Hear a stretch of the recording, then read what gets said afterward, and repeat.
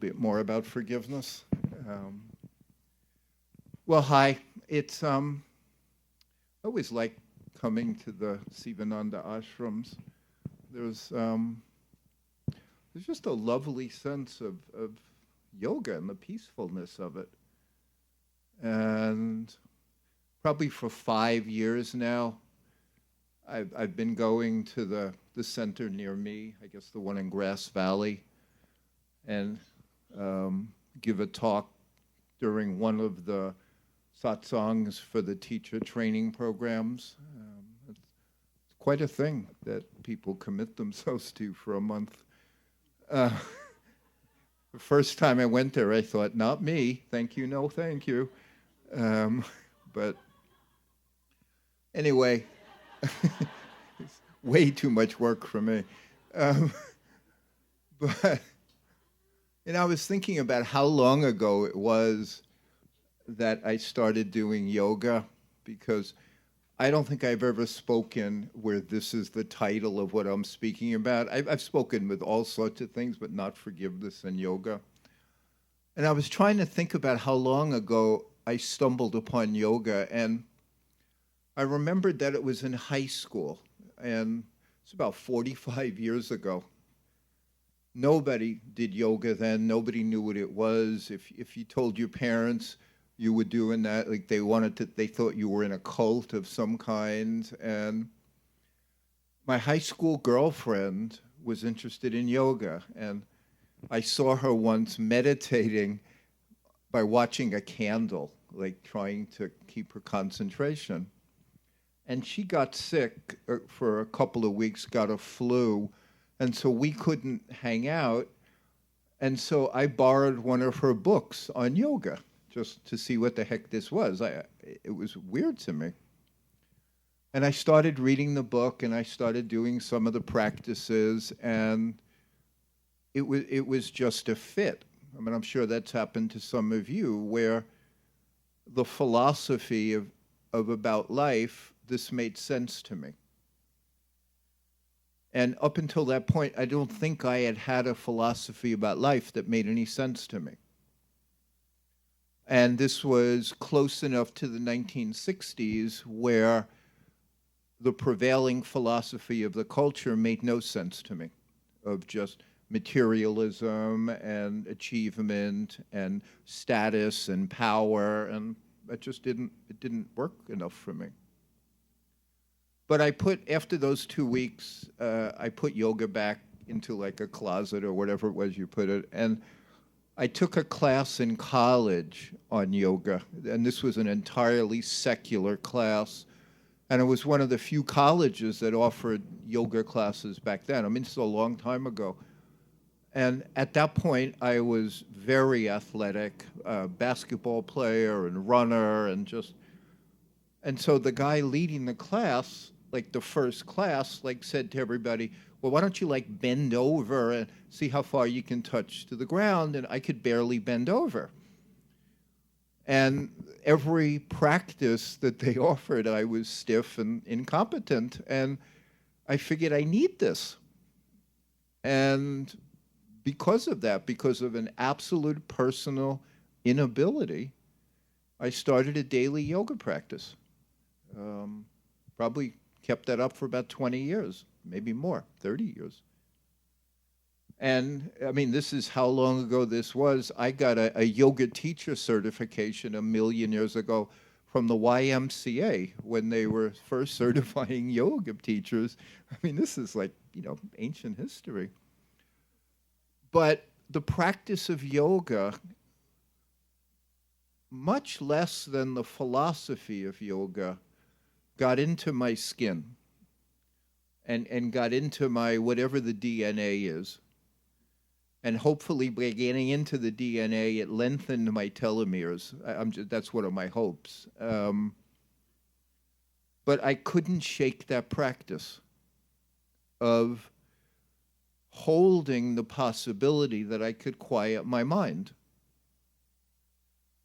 That is what I see as the essence of what this is about. That the rampaging selfishness and worry that we have all the time dominates the mind. And now that I've taught, all these things at Stanford for the past 25 years, I understand how much of that is biologically driven, that we are hardwired to feel threatened, that our minds adhere to negativity much more easily than they adhere to positiveness, that we will do anything to keep ourselves safe, and that the mind's nervous system, the link of the nervous system to the mind, the nervous system's primary importance is simply safety.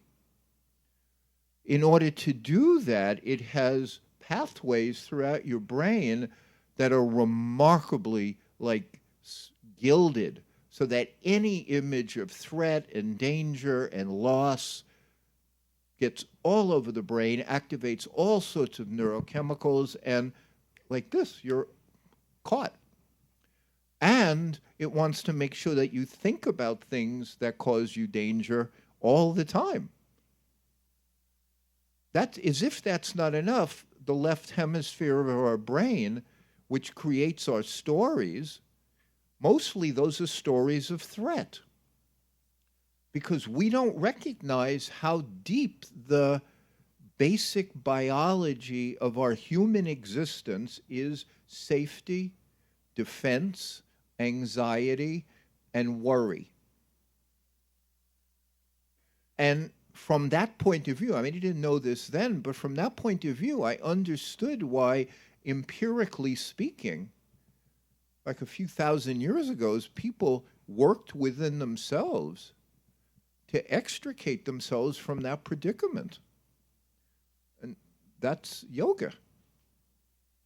This was, from what I understand, I'm not that old, I wasn't there, but it feels like it sometimes, no, but they worked with their mind. And they dealt with the exact same brain and nervous system that you're working with. And they practiced and worked empirically, using themselves as evidence as to how it is you can possibly still this maniac and get peaceful. And for whatever reason, generation after generation after generation after generation of human beings continues to practice mindlessness and selfishness and greed and all the things that help us lose our equilibrium. All the things, all the practices that keep us from a kind of centered self that's okay. It's amazing. The Erik Erikson, who probably is the foremost thinker on human development, puts our first task developmentally as whether or not we're safe. That's the absolute primary processing of the infant and the primary ingredient as to whether human personal evolution proceeds. Am I safe? Well, almost no one gets through infancy with full feelings of safety. And then you add that to the basic neuroarchitecture and growing up in the wacky homes that everybody grew up in. Being safe is very, very challenging.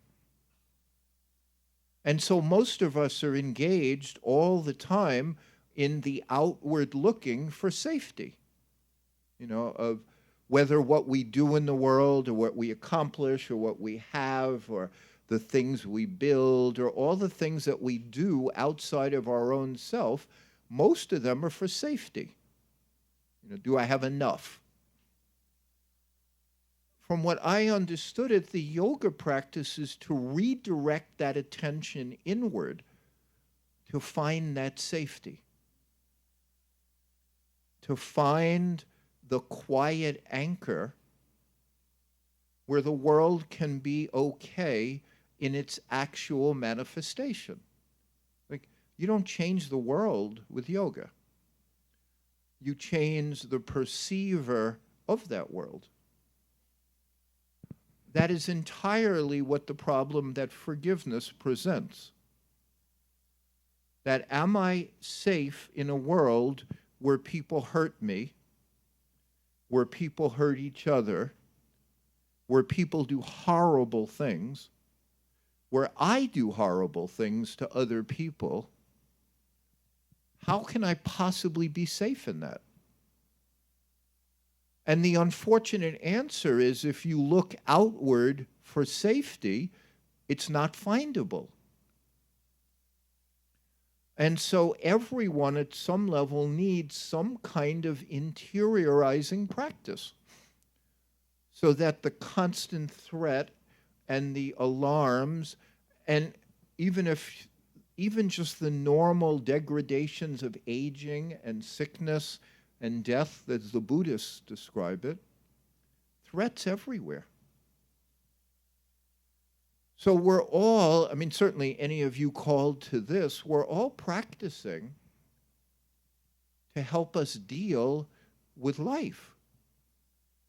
And we're betting that the interiorization of our attention and the quieting down of our body and our mind will open us to places in ourselves that aren't in such fear and don't have so many like attachment needs based on that fear.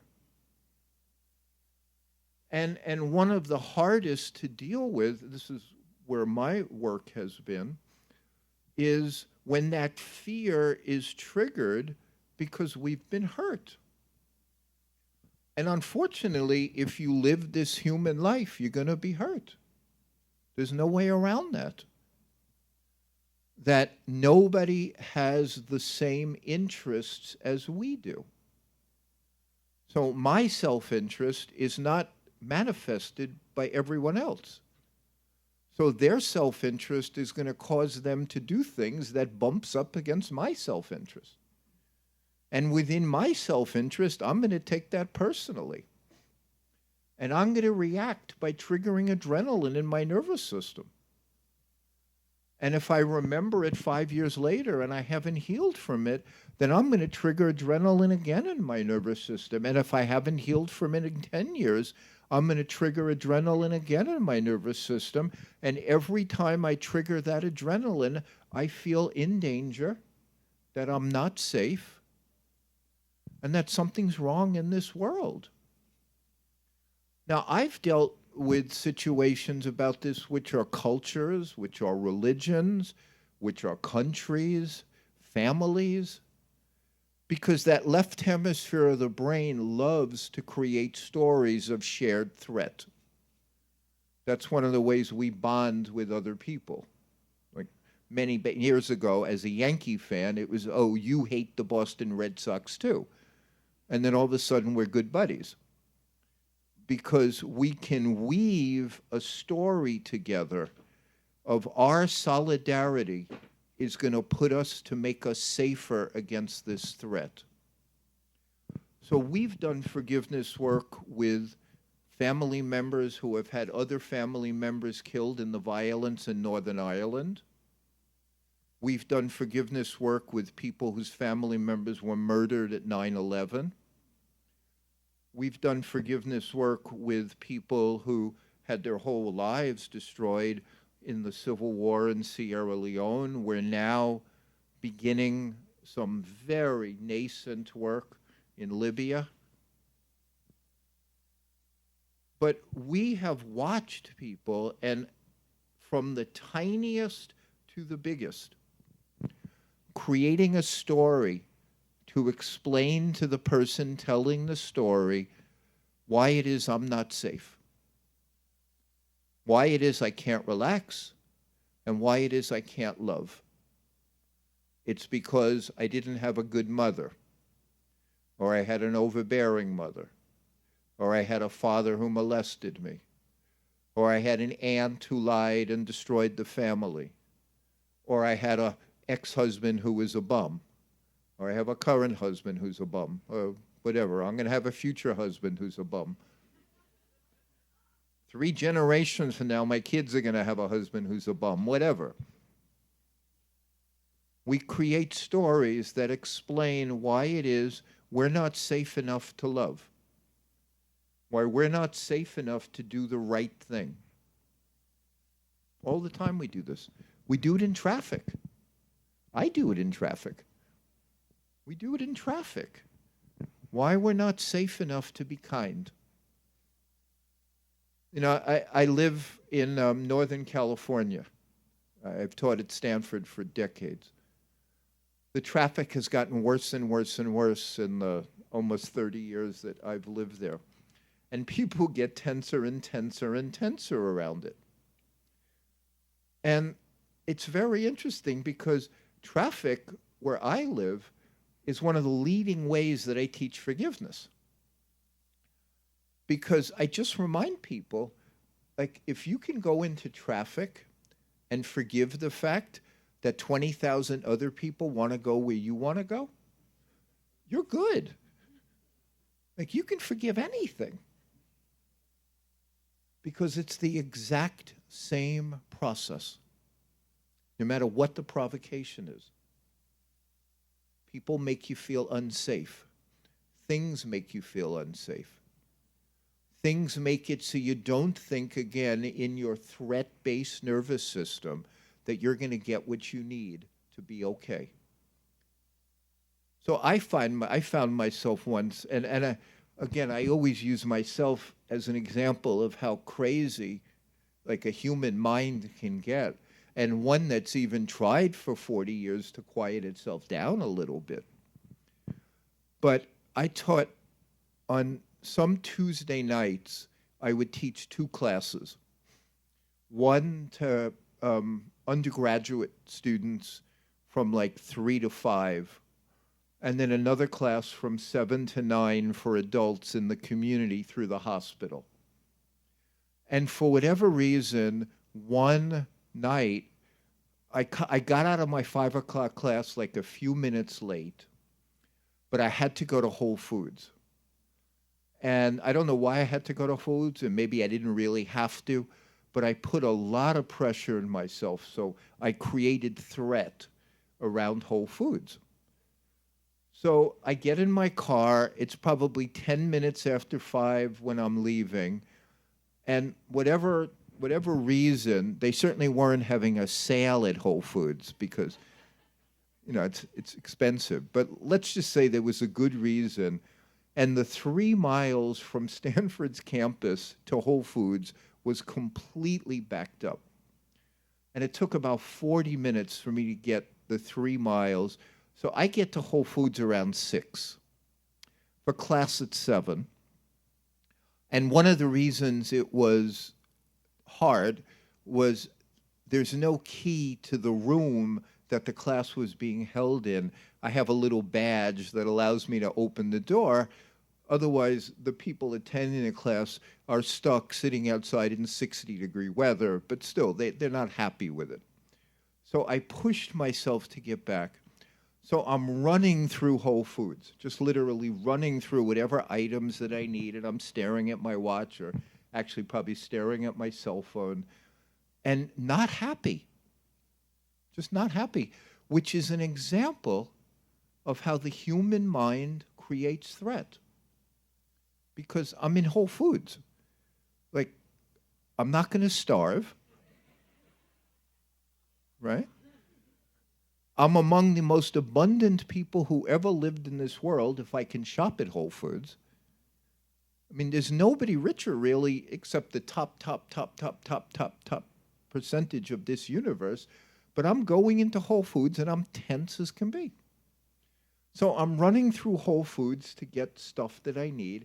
And I got my basket, and I go and I count my items, and I see that I can make the express line. So I run over to the express line, and I think there's 2 people ahead of me, and I'm just staring at my watch, And I start counting how many items these people ahead of me have. Like, God forbid they have 11, and it's a 10-item maximum. So I'm not just tense, I'm angry in Whole Foods at 6:15 on a very nice Tuesday evening. That's the way our minds work. That mind finds forgiveness so hard. Really, it finds forgiveness so hard. It's a direct threat to the threat-based intensity of your normal mind, of the ego-backed mind that is always looking for self-interest and always having that interest threatened. So I'm in Whole Foods, nothing's going on, and I get back to campus and I'm like 2 minutes late, and I tell the people about a stressful experience I have, and they're looking at me like, what was stressful? You went to Whole Foods, came back. But I turned it into a stress. Well, we all do this. All of us. We turn our life into stories of stress. Like the left hemisphere is like that little thing on the side of your head speaking nasty to you. Remember when they did this. Remember when they didn't do that. Remember when you did this and they didn't do that. And remember you told them don't do it again and they did it again. Remember that? This is what your left hemisphere is doing to keep you safe from the world. So this is why we practice, is to try to quiet that down. You know, some of the research on meditation, which to me is fascinating and very in a complex and an interesting kind of way. And I'm not an expert on it, but I've studied some of it. First of all, meditation done with some regularity does shift activation in the prefrontal cortex, just up here, to be more active in the right hemisphere than the left, which is a general sign of a happier disposition. So regular practice of meditation creates the analog in the brain of a happier experience. So, like, more depressed people have more activation here. Happier people more naturally have activation here. It shifts a little bit from regular meditation practice. But the things that make meditation practice so compelling to me are the two other things that they've been shown to do, which is they lower the amount of processing that the threat part of your brain does. So you do actually get a moment through some regular practice of not quite being so negatively aroused when things happen. The other thing they do, and this combined together, which is how meditation helps, is they lower the part of the brain that is constantly finding every person different than you are. Like, we have such a threat-seeking mechanism here to protect us that we look for differences primarily, not similarities, between us and others. So we are always looking for differences. We are always looking for who's not like us. And so we find those people as the other, and they are a threat to us. In fact, that's how families orient themselves. That's how religions often orient themselves. It's like how tribes and groups and Democrats and Republicans and just, that's how they orient. You're not me, so you're not safe. And the interesting thing is, my understanding is human beings share somewhere between 99.8 and 99.9 DNA with all other human beings. So it's like 0.1% or 0.2% that varies, and we're locked into that variance. They're not like me.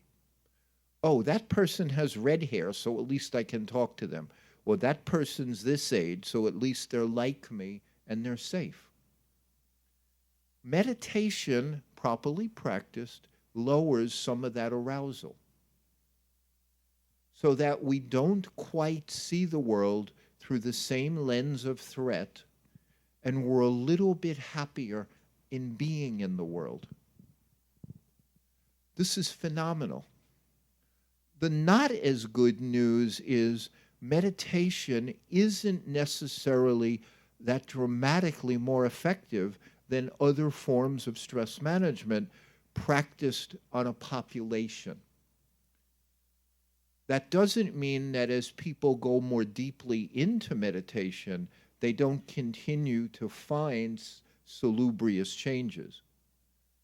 But what it does mean is if you give people, say, meditation practice, and you give other people, something else like prayer, and you give a third group of people maybe some positive imagery, practiced for the simplest practice, the results are pretty similar. That the brain needs something to anchor itself to, some object of focus to help it reduce that crazy agitation. One of the reasons that cell phones are so difficult for the human nervous system is when they're on, our brain, what it does is hold a piece of its energy back so it can monitor the cell phone. Our biological warranty is that we will never relax our brain until we're safe.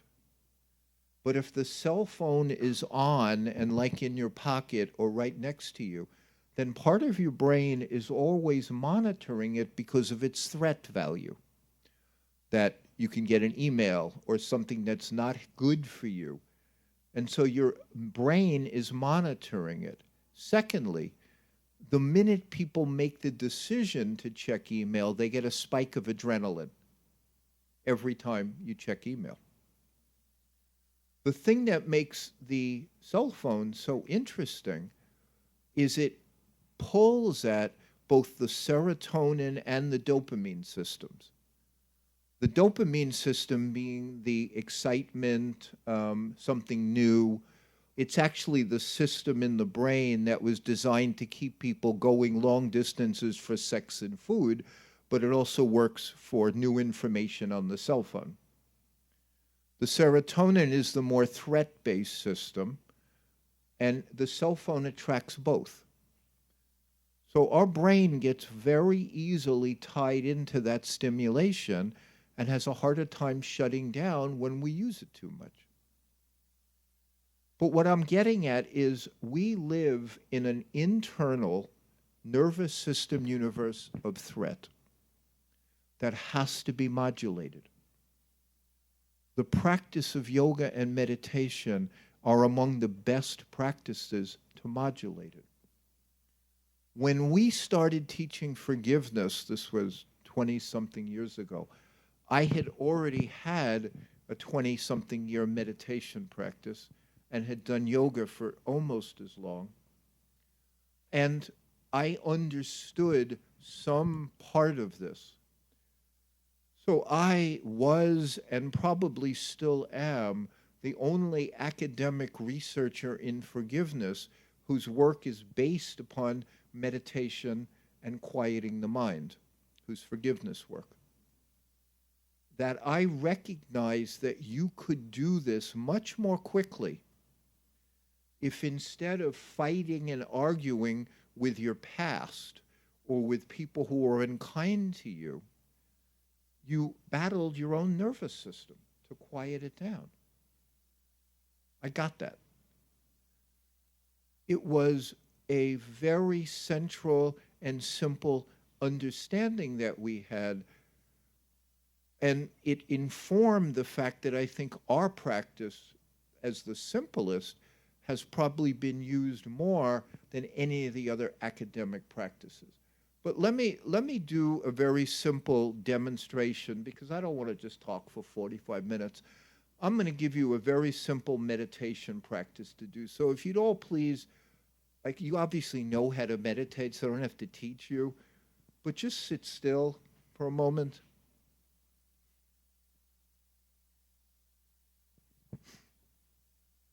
I mean, I go into some groups where sitting still is the first hour. Seriously, like just sitting still. It's like that can take an hour or more. But what I'd like you to do is sit still. Just drop down into your practice for a half a minute or so. Just anchor yourself in your breath or some awareness.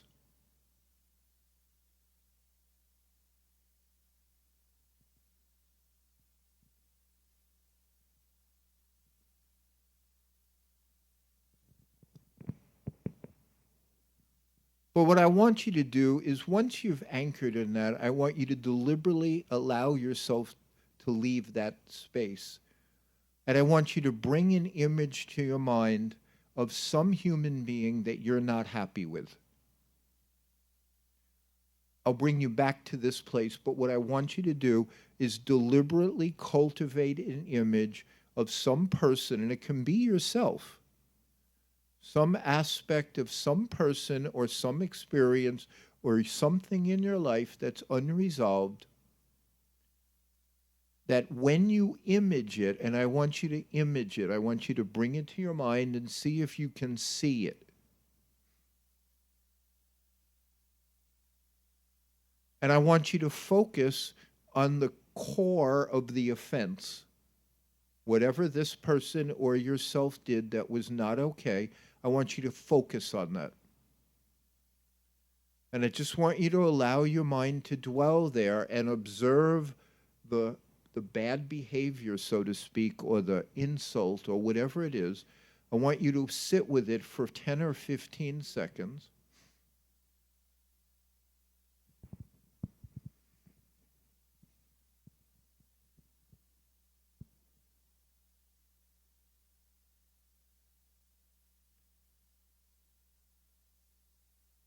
And then I want you to just let that go. Just let that go. And then what I'd like you to do is just take a couple of slow, deep breaths, so you let that leave your body. Just take a couple of slow, deep inhalations into and out of your belly, where if you open the lower abdomen, if you open the lower, below your navel, where the martial arts center, about an inch below your navel, if you allow that part of you to relax, then you will allow the adrenaline that developed to be absorbed back into the tissues. And just take a few breaths, and then very gently allow your eyes to open.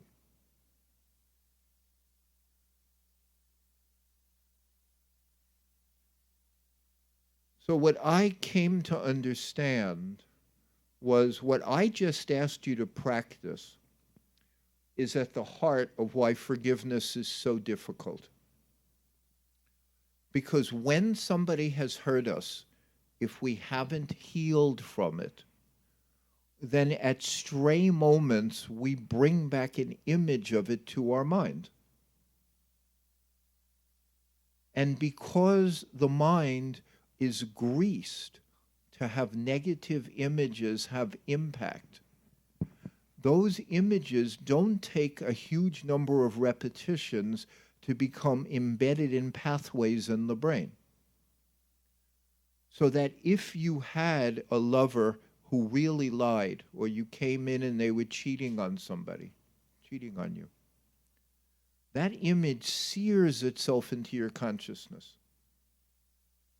When you bring it back up, the pathway of this is wrong and this hurts and I can't resolve this, gets activated instantly, just instantly. And again, your body is flooded with adrenaline because it's a threat. Under adrenaline, the mind cannot have positive thoughts because there's danger. It can't. It just can't have them. So we weave a story from these negative thoughts about how helpless we are, how vulnerable we are to this wound and offense. We weave that over and over. And then that becomes literally part of our identity. And that things that trigger it in any way re-bring it up because the pathway is established. What I saw was that simple diaphragmatic breathing, which is so simple, can counter-condition that pathway. This is an essential yoga practice which for whatever reason had not been applied therapeutically at that point, and it's so simple. But if when you have an image come up of anything that is disturbing to you, and you take 2 or 3 slow, deep breaths where you open your lower abdomen because that's what you need to do to activate parasympathetic arousal, which is the opposite of fight or flight, you can quiet yourself down. And if that is practiced 10 or 20 times when you think about grandma or when you think about anything you've done, all of a sudden the conditioned response of adrenaline can dissipate. And then people can talk to you. And you can talk to people. So let me just do one practice of that. I'm not going to have you do the negative image again, but I'm going to show you one of the simple meditation that we do. If you'd again please just close your eyes. I know it's like 9:30. I've been up since 3 o'clock in the morning, but I promise this will be brief. If you please close your eyes.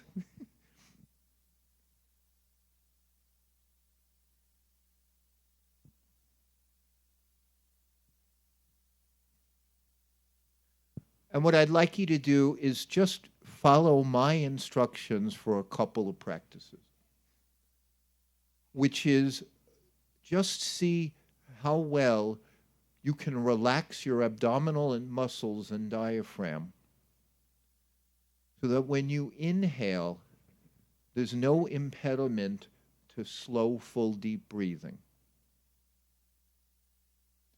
That when you inhale, your belly is soft and your breathing is full.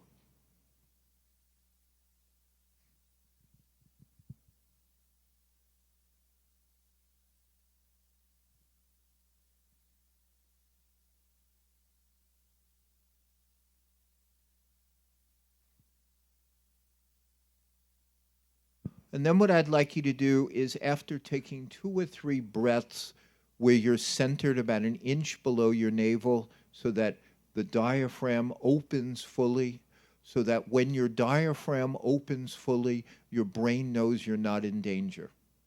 That's actually what it takes.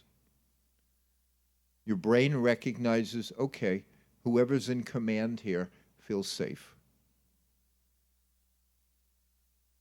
And then what I'd like you to do is just bring an image to your mind of someone you absolutely adore.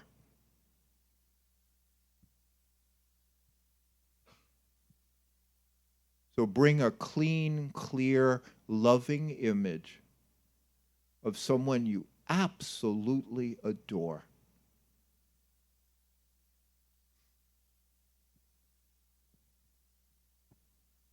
And feel how much you adore them. Feel it.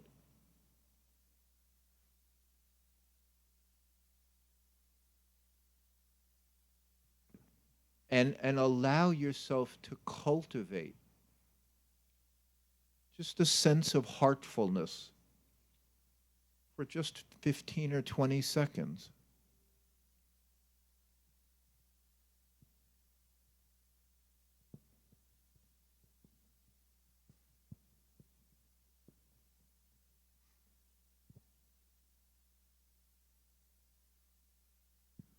And then just take a breath and allow yourself to relax, and then allow your eyes to open.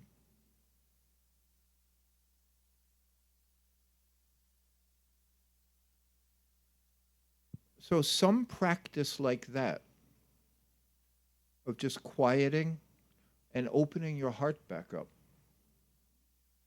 works to shut down the reflexive adrenaline surge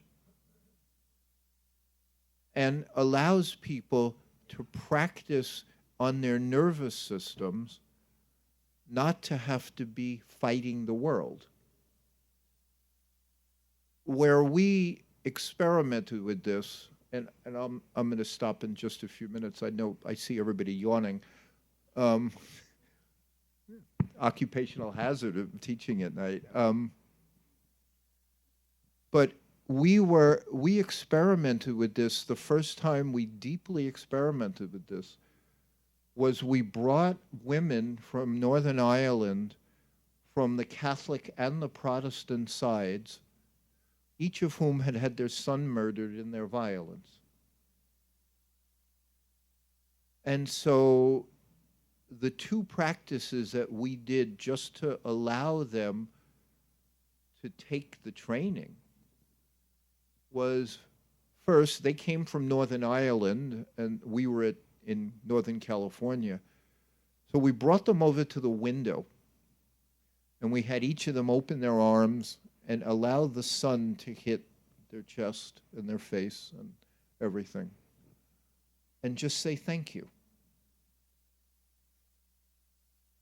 And just recognize, and this is probably what I'll talk about tomorrow night, just recognize that the same world that killed your kid provides nourishment and sunshine every day. And you don't want to so tightly hold the negative that you miss the beauty. It's just very simple. Just allow the sun to hit you. And then we practiced what I just had you practice, but in shorter increments, because most of you have already meditated. We would just have them do this for 15 seconds. And just learn that you could quiet down in the moment. You could just quiet down in the moment. I mean, there's other ways to do that. Mindfulness works. You know, what am I feeling right now? No interpretation, just what am I feeling right now? But we had them practice and practice and practice and practice, so every time they thought of something horrible, like what happened to their kid, we had them quiet their nervous system. Now, that doesn't make it okay. That just takes it out of the realm of crisis. So then we could work with them. But unfortunately, most people who have real woundedness or have had bad childhoods or have had abusive relationships, their nervous system is in the state of crisis. And if you don't do something to work that crisis down, it's very hard to cognitively hear. And so it's very hard to adjust that story. So we've been practicing for decades. I mean, just how do you do this? And like, how do you help people, like, again, use these simple practices from yoga and meditation to quiet down? Anyway, I think tomorrow and the next day, any of you who are interested, I'm doing noon workshops with a little more practice and probably a little more intimate than this. And then tomorrow night, I'll be back to finish this, and I will talk tomorrow night a little more about the brain's need for positive nourishment, like the goodness and the gratitude and the awe and the beauty and things like that, because that and the opening of the abdomen to align the nervous system allow us to hold the things that have hurt us. Anyway, have a lovely evening. Thank you.